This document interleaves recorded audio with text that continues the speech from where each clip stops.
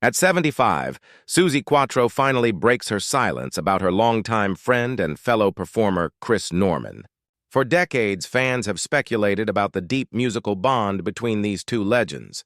And now, in a rare moment of honesty, Suzi reflects on a lifetime of rock and rebellion. She speaks not just as an icon of her generation, but as a woman who has lived through the highs and lows of an extraordinary career. Her journey is one of defiance, power, and passion, a story that started in Detroit and exploded onto the world stage. Today, her voice carries the weight of experience. Still fierce, still unapologetically rock and roll. Born as Susan K. Quatro on June 3, 1950, in Detroit, Michigan, Suzi grew up in a city alive with rhythm. The streets pulsed with Motown, blues, and early rock, shaping the environment that would mold her destiny. Unlike many children who stumbled upon their talent later in life, Suzi's connection to music was almost instinctive. By the time most kids were learning their ABCs, she was already picking up rhythm, soaking in melodies, and feeling the power of sound deep in her bones. She wasn't just a girl with a dream. She was a born performer, waiting for the world to catch up. Her early environment would become the fertile ground from which her legendary career would grow, setting her apart from the very beginning. Suzi's upbringing was steeped in music.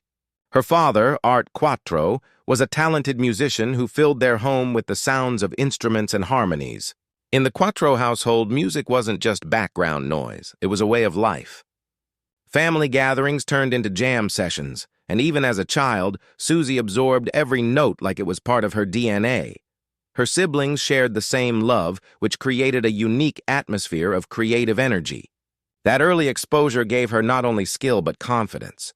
She didn't just imagine herself on a stage. She grew up believing it was her natural place. While other young girls were dreaming about fairy tales, Suzi was dreaming about spotlights, crowds, and amplifiers turned up to the max. By her early teens, Suzi wasn't content just listening, she was ready to lead. Along with her sisters, she formed an all-girl garage rock band called the Pleasure Seekers. At a time when the music industry was almost entirely male-dominated, their band stood out. Suzi took the role of bassist and vocalist, delivering performances that radiated raw energy and charisma. They weren't just a novelty act, they were a serious musical force. Performing at clubs around Detroit, Suzi learned to command a stage, to hold a crowd's attention, and to own her power. Every gig was a new lesson in resilience and showmanship. These early years didn't just shape her skills, they sharpened her edge. This fearless teenage rocker was laying the foundation for a career that would soon shake the rock world to its core.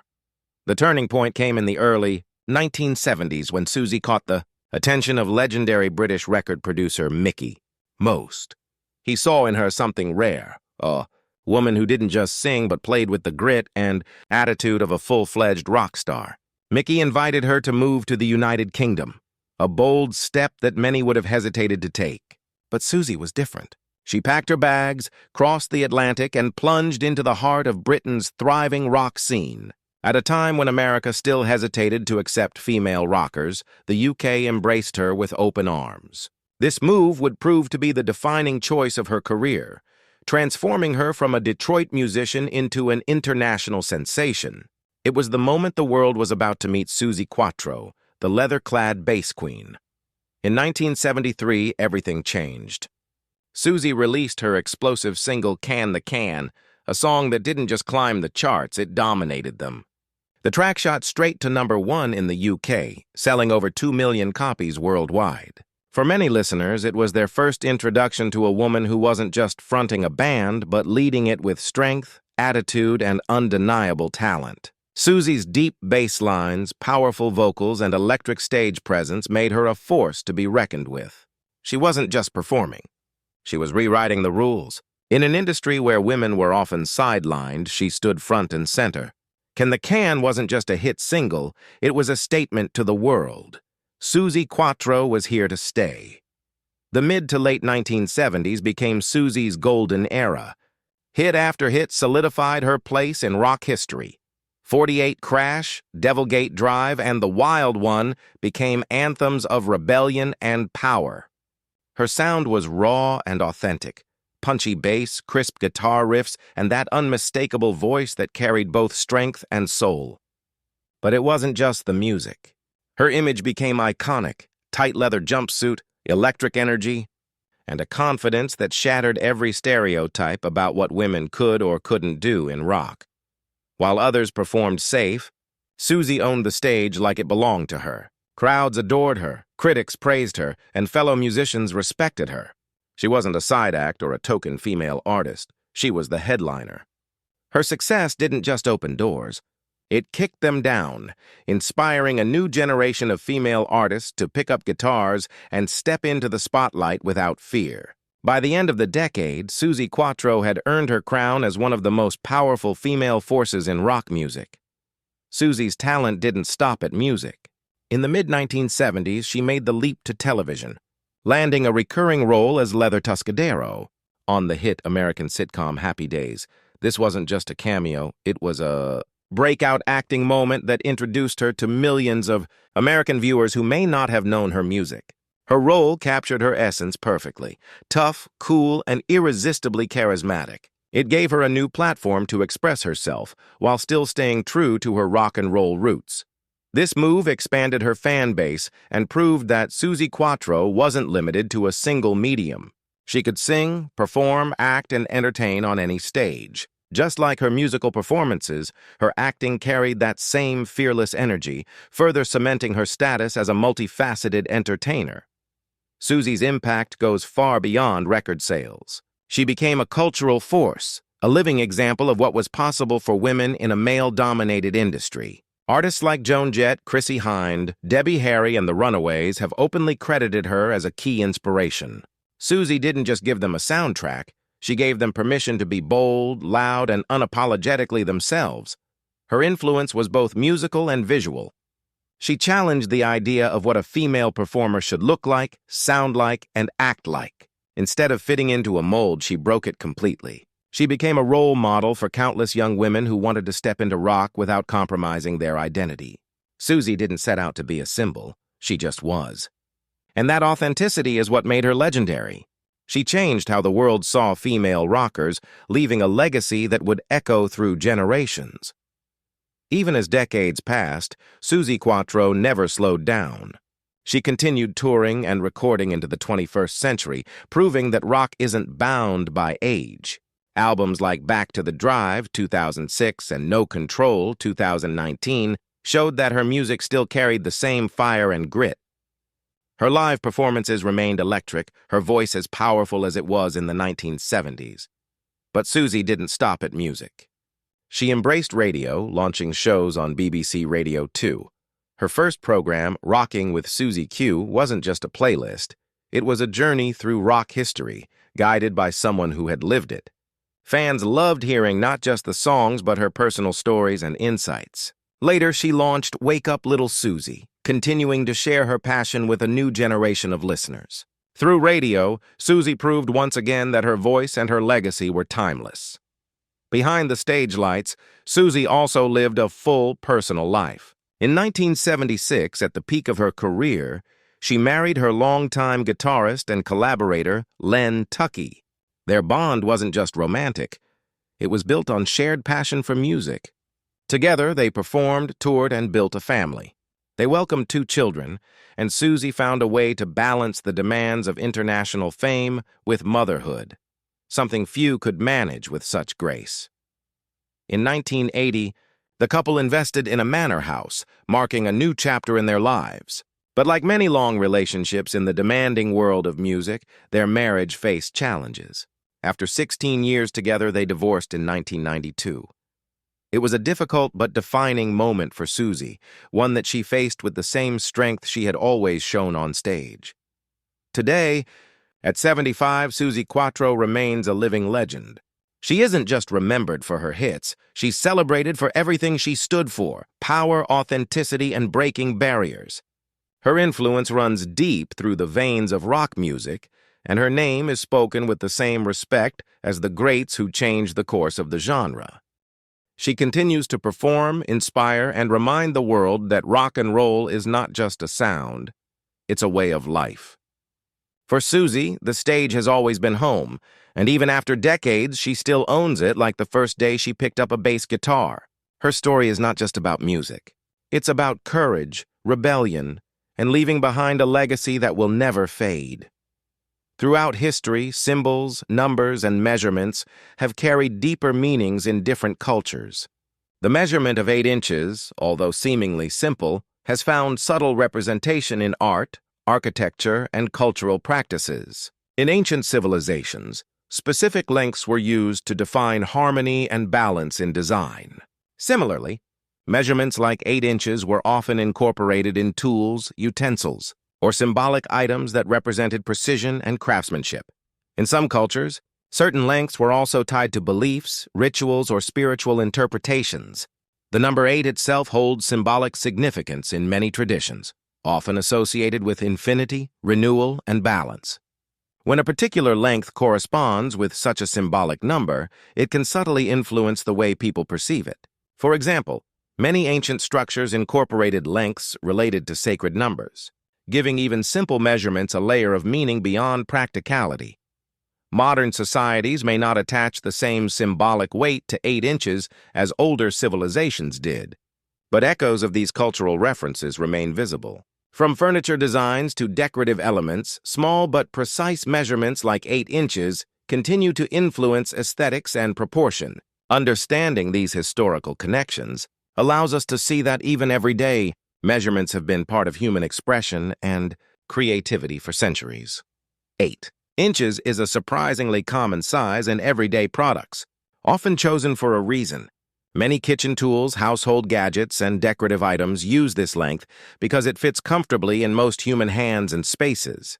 For example, medium-sized knives, rulers, tablets, and plant pots often measure around 8 inches. This size is practical, manageable, and versatile, making it ideal for both functional and aesthetic uses.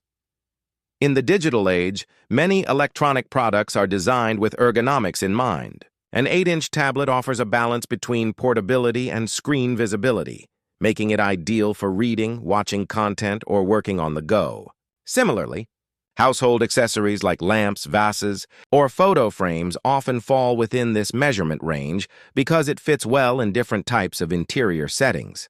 Even in industries like fashion and accessories, similar dimensions are common in belts, jewelry pieces, and wearable gadgets. The reason is simple. 8 inches is neither too small to be insignificant nor too large to be impractical. Its balanced size makes it a go-to standard for many designers and manufacturers. To understand 8 inches better, it helps to compare it with other measurements. 8 inches equals approximately 20.32 centimeters, which puts it slightly longer than a standard pencil and slightly shorter than a standard ruler, 12 inches. This size is also about the length of an average adult's hand from the wrist to the tip of the middle finger. When compared with smaller measurements like 6 inches or 7 inches, 8 inches clearly provides a bit more length, making it ideal for uses where extra reach or size is beneficial without becoming unwieldy. On the other hand, compared to 10 or 12 inches, 8 inches is more compact and portable, which is why it's often chosen for personal use items rather than large-scale tools. In interior design or construction, this length can help bridge the gap between small-scale precision and larger dimensions. Whether it's used in decorative borders, structural components, or craftwork, the size is often a sweet spot between practicality and functionality. Comparing 8 inches with other common measurements helps give it clearer context and makes it easier to visualize in daily life. For many people, measurements like 8 inches can be hard to picture without a reference. A simple way to visualize 8 inches is to compare it to common objects. For example, a standard kitchen knife blade, a medium banana, or the length of most writing pens are all close to this size. Using such objects as a mental reference can make it easier to understand and estimate measurements without needing a ruler. Another useful technique is to remember proportional references. Since an average adult hand is around 8 inches from wrist to fingertip, you can use your own hand as a quick measuring tool. Many people also keep in mind the size of everyday gadgets like tablets or notebooks. which often fall around this measurement. Being able to accurately picture lengths like 8 inches can help in practical tasks like decorating, DIY projects, or online shopping, where size matters but physical measuring tools aren't always available. Over time, these mental references become second nature and make measurement-based decisions faster and more accurate. In modern times, 8 inches doesn't just represent a unit of length, it often carries symbolic interpretations depending on context. For example, in design, it can represent balance and proportion, while in technology it may symbolize portability and convenience. The number 8 itself has strong symbolic associations. In many cultures, it's linked to harmony, luck, or infinity when turned sideways. This symbolic meaning sometimes influences how products are marketed or perceived. A product designed to be 8 inches may be seen as practical, versatile, or perfectly balanced. In certain forms of art and expression, dimensions like this are deliberately chosen to convey subtle messages of symmetry or ideal proportion. Even in conversations and pop culture, specific lengths like 8 inches can carry implied meanings, sometimes literal, sometimes metaphorical. This blend of practical and symbolic significance is what gives the measurement its unique place in modern usage. It's more than just a number. It's a familiar reference point across different contexts. Although 8 inches is part of the imperial measurement system, its equivalent in the metric system, 2032 centimeters, is recognized globally. Many countries that use the metric system may not commonly refer to inches in daily life, but because of globalization and product standardization, 8-inch measurements are widely understood. For example, international electronics manufacturers often label their products in both inches and centimeters. An 8-inch display is a standard size worldwide, regardless of whether the buyer uses inches or centimeters. Similarly, household goods, tools, and accessories are frequently designed using both measurement systems to cater to a global market. This dual system understanding has made 8 inches a universal reference in many industries, including technology, construction, design, and manufacturing. It serves as a bridge between two measurement cultures, imperial and metric, making it both practical and globally relevant. Understanding its conversion and usage helps people navigate product specifications more confidently, especially in online shopping and international trade. 8 inches may seem like an ordinary length at first glance, but it carries a surprising amount of significance. From historical craftsmanship to modern product design, from cultural symbolism to global usage, this measurement has made its mark in subtle but impactful ways. It strikes a unique balance between being small enough for everyday convenience and large enough to hold practical value. Whether you're trying to visualize it using household objects, understand its place in design, or compare it to other lengths, 8 inches is a measurement that many people encounter more often than they realize. It appears in technology, construction, fashion, and even cultural expression, making it both versatile and familiar. Ultimately, measurements like 8 inches remind us how deeply numbers and proportions are woven into our daily lives. What seems like a simple figure can have layers of history, meaning, and utility behind it.